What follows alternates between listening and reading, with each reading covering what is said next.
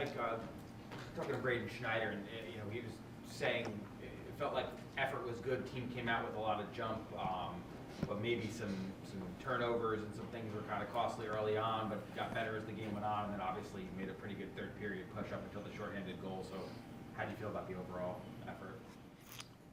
Yeah, I thought we played a good game. I thought we played hard. I thought we competed hard. I thought we were trying to play the game the right way. I thought we generated a fair amount of scoring chances.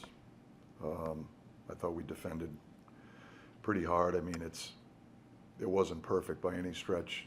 Give Buffalo credit. They're a pretty good team. They're an opportunistic team. They beat a lot of teams lately.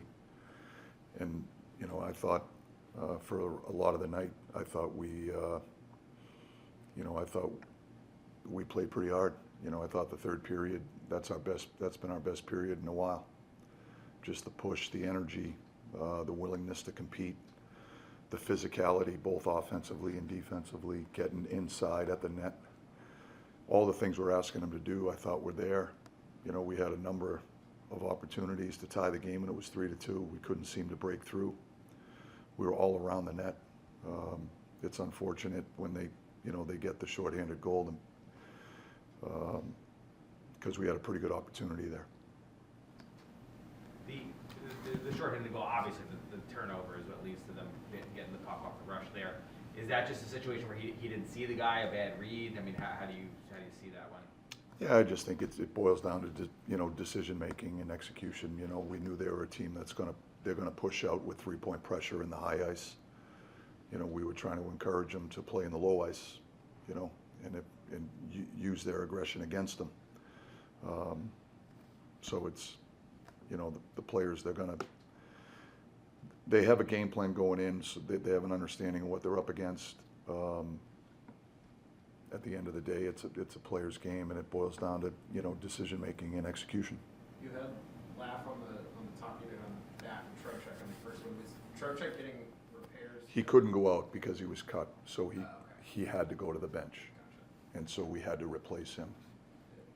So the game plan was Laugh was gonna change on the first dump down, and Troch was gonna go with the first unit like we practiced it and like we had it. Trocheck tonight had, in the second period, he gets caught up with Norris and then takes the unsportsmanlike.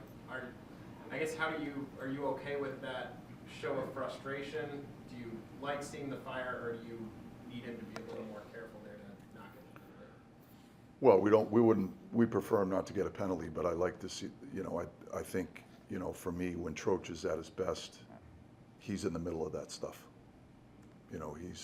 He's a fierce competitor, and he tends to draw the ire of opponents when he's at his best, and I thought he did that tonight.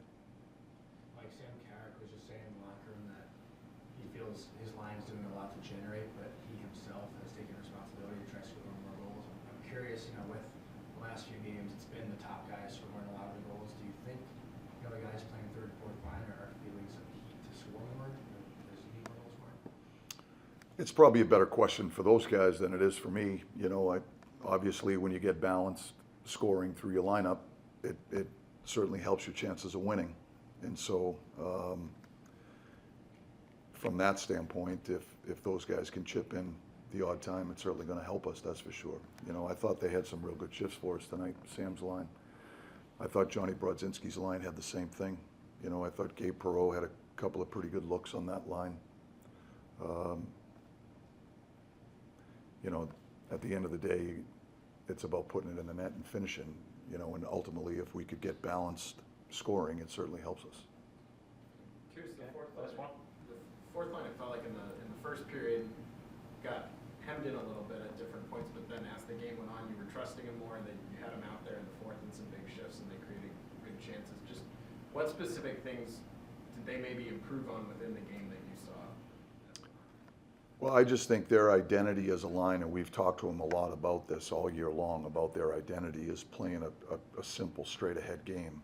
When they make good decisions through the neutral zone, they come out together as a group, and they have the ability to put pucks below the goal line. It sets their game up. It gives them a chance to get in on the forecheck, use their physicality, wear our opponent's defensemen down, making them go back for pucks. When they go back for pucks and Remps is coming in at you at a high rate of speed, you know, that can be unnerving. And I think that's what that group's capable of when they're at our best. They're a momentum line for us. They're a disruptive line.